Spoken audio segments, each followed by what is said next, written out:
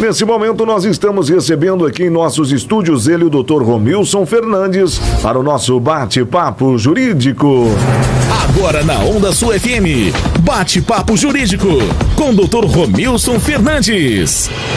Dr. Romilson Fernandes, uma ótima tarde. Mais uma vez, seja muito bem-vindo à Rádio Onda Sul FM, seja muito bem-vindo ao Jornal Onda Sul. Tudo bem com você? Boa tarde, Carlos. Boa tarde, o Diego, que está aqui conosco. Boa tarde a todos que nos ouvem. Bate-papo jurídico aí, respondendo as perguntas que vocês irão mandar, alguns já mandaram.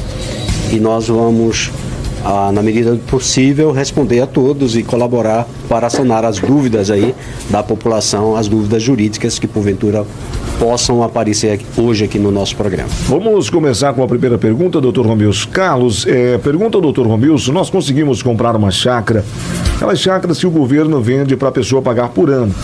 Só que foi feito um contrato que seria 3 anos de carência e que nesses 3 anos o governo concederia estrada, luz, porém já venceu os 3 anos e já chegaram as parcelas. Se a gente não paga no dia, corre juro. Eu gostaria de saber se nós somos obrigados a cumprir o contrato porque eles não cumpriram a parte deles. E nós já estamos pagando. A energia ficou R$9.000. Somos mais de 107 famílias. Eu gostaria de saber como que a gente procede, quem que a gente deve procurar. Aqui é a Luciana, estamos acompanhando a sua programação, somos aqui de Colorado do Oeste. Doutor Romilson, nesse caso, o que a gente faz? Vamos lá, vamos por partes. Então, boa tarde aí o pessoal aí de Colorado. Bom, é assim, nós estamos vendo que há um contrato. Então, o contrato rege os procedimentos a serem observados. Se no contrato obriga o Estado a cumprir determinados, oferecer infraestrutura para aquela região, tem que se cobrar do Estado. Agora, não é porque o Estado não cumpriu, você vai deixar de cumprir e vai... Não, cumpra a sua parte. Se já venceu o prazo para que o Estado cumpra aquilo que foi determinado, tem duas... Uma é procurar o órgão responsável e notificar e verificar dele quais seriam as previsões, ou entrar com uma ação judicial, né? Todos podem entrar com uma ação de cumprimento de contrato, por descumprir o contrato. Agora, da parte de vocês, eu aconselho manter, né? Então, vocês, mantendo o contrato, vocês, digamos assim, pode argumentar, pode executar o contrato por descumprimento das cláusulas contratuais por parte do Estado. E aí você pode buscar indenizações, eu não sei, porque eu não vi o contrato, estou me baseando na informação que estão nos passando. Então, continue pagando as parcelas conforme está estabelecido em contrato e vocês podem se organizar, podem procurar aí a Defensoria Pública, pode procurar um advogado que possa estar dando uma olhada no contrato e entrar com uma ação para que o Estado se obrigue a cumprir aquilo que foi determinado em contrato. Muito bem, temos mais uma pergunta para o Dr. Romilson Fernandes. Carlos, pergunta ao Dr. Romilson, como que a gente faz para colocar em locação uma casa que está em processo de inventário? É possível ou depende que finalize primeiro o processo de inventário para que depois a gente consiga colocar essa casa para locação? É possível, doutor Romilson, tem alguma coisa que impeça ou não precisa concluir o andamento do inventário? Não, veja, é assim, quando faleceu aí o pai ou a mãe ou alguém que é o detentor do imóvel, né, que está no nome dele, tem que fazer o inventário. O que não pode, a locação, quer dizer, colocar para alugar a casa. Nesse caso, os herdeiros têm que estar de acordo. Diferentemente quando é para vender. Se é para vender, tem que pedir autorização do juiz do inventário, se for judicial, ou se não, aguardar o inventário extrajudicial, que também é rapidinho. Se está tudo resolvido, tá. Agora, com relação à locação, não, pode locar o imóvel, desde que esse valor do imóvel seja repartido entre os herdeiros. Então, se os herdeiros estão de acordo, porque quem é o dono da casa? São todos os herdeiros, a não ser que eles já tenham entre eles um destino para a casa, ou seja, um compra do outro, ou vamos renunciar em favor da mãe, em favor do pai, em favor de fulano, seja lá quem for. Tá? Mas a locação é possível. Só não é quando um dos herdeiros se acha no direito de locar e ficar com o usufruto dessa locação. Isso não pode, porque quem são os donos, até dar um destino para isso, são todos os herdeiros. Recebe isso e divide em partes iguais. Então, nesse caso, da locação em si, só quem tem que assinar o contrato é todo mundo. Né? Ou alguém que, por procuração, os outros herdeiros autorizam um deles a fazer o negócio, a fazer a locação, obviamente com aqueles que têm interesse na casa para alocar, tá bom? Mas é possível fazer a locação enquanto dure aí o processo de inventário, seja ele extrajudicial ou judicial. Nós estamos recebendo aqui em nossos estúdios o Dr. Romilson Fernandes. Vamos para mais perguntas ao Dr. Romilson Fernandes. Vamos à pergunta do nosso ouvinte. O nosso ouvinte tem voz e vez na nossa programação. Vamos à participação da nossa ouvinte. Alô, muito boa tarde. Fala comigo. Boa tarde, Carlos. Aqui é Iraci, do setor 29. Eu quero fazer uma pergunta para o Dr. Romilson. Sim. Eu pago INSS, eu sou autônoma, né? Aí eu quero saber se eu tenho que continuar. Fiz a perícia, estou aguardando o resultado, está em análise ainda. Aí eu quero saber se eu continuo pagando o INSS ou não preciso pagar enquanto resolve essa situação. Doutor Romilson, nesse caso, ela deve continuar pagando, ela não precisa mais pagar enquanto o processo agora está correndo. Fala pra gente. Bom, é assim. Suponho eu que quando ela entrou com um pedido do benefício, ela estava dentro já da carência, ou seja, tem contribuído já por mais de um ano. Porque começa a contar essa carência no exato momento que ela pediu o benefício, que ela entrou com o pedido. Tá. O que interessa saber é se nessa data do pedido ela estava ok, né, com a contribuição ao INSS. Ela tem duas opções. Ela pode continuar pagando, porque nesse período em que ela está continuar pagando, serve como parcelas para ajudar na contagem para a aposentadoria. Então eu sugiro que pode continuar pagando até o benefício sair. Saindo o benefício, não tem a necessidade de estar recebendo o benefício e pagar ao mesmo tempo, como autônomo. Só se o benefício depois for cessado, e mesmo assim ela tem um ano ainda de carência para ser usufrutuária dos benefícios do INSS. Tá? Então eu sugiro pagar mais esse mês, 2 meses a mais, para manter-se em dias com a contribuição previdenciária, mas em tese também não teria necessidade, né? Seria uma coisa a mais. Mas como segurança e garantia, seria bom para que não houvesse nenhum contratempo com relação à carência desse benefício. Mas eu entendo que quando ela pediu, aquela data é importante que ela tivesse em dia no momento que ela fez o pedido. Ali que é mais importante, se ela tem ou não tinha os 12 meses mínimos para ser considerada contribuinte do INSS. Muito bem, temos uma pergunta também aqui ao Dr. Romilson Fernandes, a nossa ouvinte pediu para não ser identificado. Carlos, se uma pessoa é contratado para trabalhar em uma fazenda e essa pessoa tem filhos, os filhos acabam tendo que também trabalhar no local, mas não são remunerados. E o patrão aí também pediu para que essas crianças trabalhassem. O que os pais devem fazer nesse caso, já que as crianças não foram contratadas ao trabalho, apenas aí o pai e a mãe para a prestação de serviço? O que deve ser feito?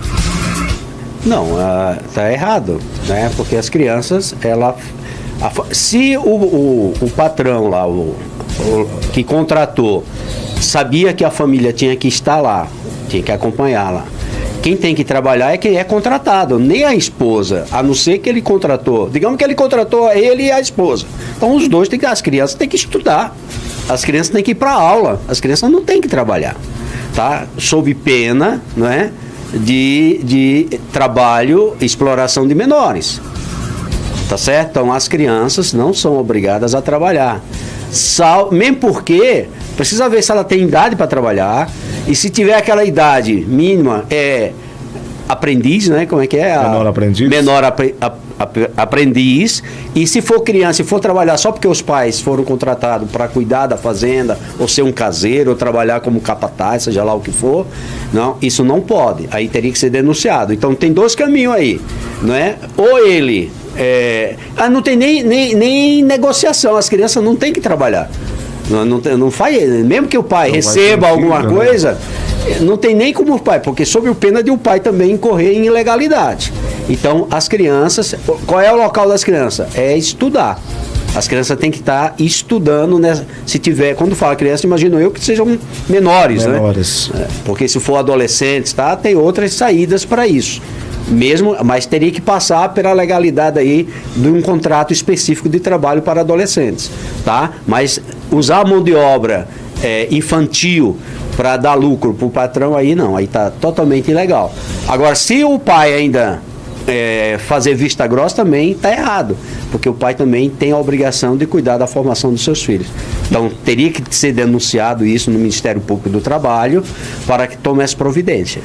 Muito bem, vamos a mais uma pergunta da nossa ouvinte. Alô, boa tarde. Pergunta para o doutor. Eu coloquei Sim. uma placa no meu portão. Eu não quero esse santinho de político aqui no meu portão, que chega aqui, enche a caixinha do correio da gente de santinho, que o cara chega para deixar a correspondência, eles não têm espaço para colocar as correspondências de tanto propaganda eleitoral aí de política. Eu escrevi que eu não quero e eles continuam colocando. O que eu devo fazer nesses casos? Seu menino, doutor Romilson, eu sei que esse período de campanha eleitoral vai acontecer muito disso, o pessoal passa fazendo campanha. Quais que são as orientações? Não, então veja, agora me veio eu não tinha resposta para isso não, né? Porque, na verdade, isso cai na importunação, né? Você não é obrigado a receber ninguém, você não é obrigado a gente sabe que nesse período de campanha é uma enxurrada de santinhos, etc. Mas se você botou uma placa lá, avisou, e continua determinado tipo de candidatos a deixar na sua caixinha, enchendo sua caixinha, não é, de lixo eleitoral, né? Porque para a pessoa não tem interesse, se torna lixo eleitoral. Vai parar na lixeira ou vai ser queimado, não é verdade? Tira foto, vai lá no cartório eleitoral, denuncia. Tira a foto que a senhora botou lá o aviso. Porque as campanhas desses candidatos, se tiver jeito de ser avisadas, seria bom. Olha, eu não quero receber santinho. Estão passando aqui e deixando os santinhos de fulano. Eu não quero. Tá? E é uma possibilidade de evitar, porque até entrar com uma ação, na obrigação, né? Já passou esse período e tal. Mas para, digamos assim, diminuir essa questão, e sob pena mesmo de uma futura ação, ou do Ministério Público Eleitoral, ou do juiz eleitoral, então vai no cartório, faz uma denúncia, porque os responsáveis dessas campanhas têm que ter essa consciência que nem todo mundo quer saber se ele é candidato ou não, ou se a pessoa já tem um determinado candidato, tá certo? Então eu aconselho bate foto lá do aviso, abre a caixinha, bate foto lá, veja quem são os candidatos que estão lá, não é? E se possível informar a candidato, porque é fácil saber, né? Qual é o responsável pela campanha do deputado tal, do senador tal, do prefeito tal, prefeito ainda não, né? Quase. Do prefeito ainda não, né? Do deputado, enfim, aqueles que estão concorrendo às eleições agora. Então, ou se não, vai no cartório eleitoral, no Ministério Público, e faz essa denúncia, tá? Porque os responsáveis dessa campanha vão ser convidados, né, a não deixar mais esse tipo de material na caixa de correspondência da senhora que não quer receber, e a senhora tem todo o direito. Nós estamos recebendo em nossos estúdios o Dr. Romilson Fernandes, participando aqui do nosso bate-papo jurídico. Temos mais pergunta, Diego? Temos uma pergunta também para o Dr. Romilson Fernandes. Ah, tá certo. Então deixa eu trazer aqui a minha pergunta ao Dr. Romilson Fernandes. Carlos pergunta ao Dr. Romilson Fernandes: como que eu devo proceder? Eu recebi 2 contas de um mesmo produto na minha residência. Veio duplicada, veio essa conta duplicada. Eu já havia pago uma. O que eu devo fazer com veio inclusive o mesmo código de barras? Doutor Romilson, nesse caso, duplicação aí de cobrança de conta, essa é tranquila, essa é fácil de resolver, né, doutor Romilson? Não, veja, tem duas situações aí. Ela está dizendo que já pagou. Se já pagou, existe uma cobrança indevida. Agora, se veio dois boletos, não é? E é o mesmo código de barra, se for exatamente o mesmo, então deve considerar só um. Tá certo? Primeiro ponto. Porque geralmente se for cobranças diferentes, o código de barra não pode ser o mesmo, o código de barra é diferente. Dito isso, agora, se está sendo essa cobrança, está sendo efetuada, mas essa dívida já está paga, ou essa parcela já está paga, então tem que entrar em contato com o fornecedor, né, e explicar para ele que pagou. Se tem um comprovante lá, você manda pelo WhatsApp ou pelo e-mail, do jeito que quiser. Agora, se persistir ainda essa cobrança que a senhora diz, não sei se é uma senhora, né? Uma pessoa, né? Isso. É uma senhora, uma né? senhora. Diz que já pagou, a senhora pode estar se dirigindo ao PROCON, tá certo? Eu acho que o Carlos tem até o telefone aí, né, Carlos? Já eu trago. É o PROCON, ou pode entrar pela internet, né? Consumidor.gov, né? Também, que é nacional, né? Então a senhora identifica quem é o fornecedor, mas primeiro tenta entrar em contato com a loja, com o fornecedor, quem está cobrando, comunicando o que está acontecendo. Se não resolver, aí pode estar se dirigindo ao PROCON para fazer uma reclamação. Muito bem, o telefone do PROCON 3322-4941. Mais perguntas ao Dr. Romilson Fernandes. Diego Souza, perguntas ao Dr. Romilson Fernandes. É isso mesmo, Carlos. Doutor, tem uma situação aqui de uma ouvinte nossa aqui, que se passou por uma situação de um mato que aconteceu aí dentro de uma escola aqui da cidade de Virena. Possivelmente aí tem provas, né? Vídeos e fotos que os colegas mesmos, os próprios colegas fizeram, né, dentro da escola, alegando que o aluno aí está fumando dentro da escola, né, espécie de cigarros, né, e a mãe já procurou a escola, né, a escola não tomou medidas. Esse assunto aí ela procurou o conselho tutelar indicou, né, que para que procurasse a escola novamente. A mãe entrou em contato com a escola e a escola relatou que mais uma vez o problema não tem acontecido, mesmo dos fatos diante de provas, que o fato não ocorreu dentro da escola, do portão da escola para dentro. Qual é a medida que essa mãe tem que tomar, doutor? Primeiramente, boa tarde, né? Boa tarde. Veja, nós estamos tratando aí de uma mãe que tem um filho na escola, que também ela divide essa responsabilidade de educar o filho, né? Então, entende-se que a mãe quer preservar, né, a saúde, a formação do filho, que é uma colaboração da escola, uma vez que a criança passa um bom tempo dentro do pátio da escola. Então, eu sugiro de novo que a mãe, se ela tem essas provas de novo, então ela vai, porque depende muito da abordagem que a mãe faz na escola, exigindo e tal, para que a orientação, que essa criança seja levada para a orientação da escola, conversar com essa criança. Ela vai pedir isso para a direção: olha, eu gostaria ou para o psicólogo, ou para alguém, para averiguar essa situação, não é? Sob pena de ela tomar outras providências. Então, eu acredito que o caminho ainda é que se leve essa questão para a direção da escola de novo, insista, porque ela tem informação, os colegas, ela pode levar o vídeo que tem, etc., e peça e faça um pedido para a direção para que essa criança, que é filho dela, ela autoriza, para que ela converse com a direção ou com a orientação dessa escola, para que a orientação possa, de alguma forma, encaminhar essa situação e, quem sabe, estancar essa prática de que esse adolescente esteja fumando dentro da escola. Aí, em persistindo esse fato e a escola não tomar nenhuma providência, aí ela pode estar procurando o Ministério Público, né, a promotora da Infância e Juventude, para levar ao conhecimento esse fato, uma vez que ela esgotou todas as possibilidades dentro da direção e da orientação da escola, e a escola não tomou nenhuma providência. Aí, mas eu insisto, eu sugiro que ela tente mais uma vez, que ela está preocupada com a criança que está indo nessa escola e que está tirando algum período, né, ou seja, está perdendo aula para estar fumando dentro da escola. Então, ela faça esse pedido novamente para a direção e para a orientação dessa escola, que certamente vai chamar esse aluno para conversar e buscar a verdade do que é que está acontecendo. Com certeza. Muito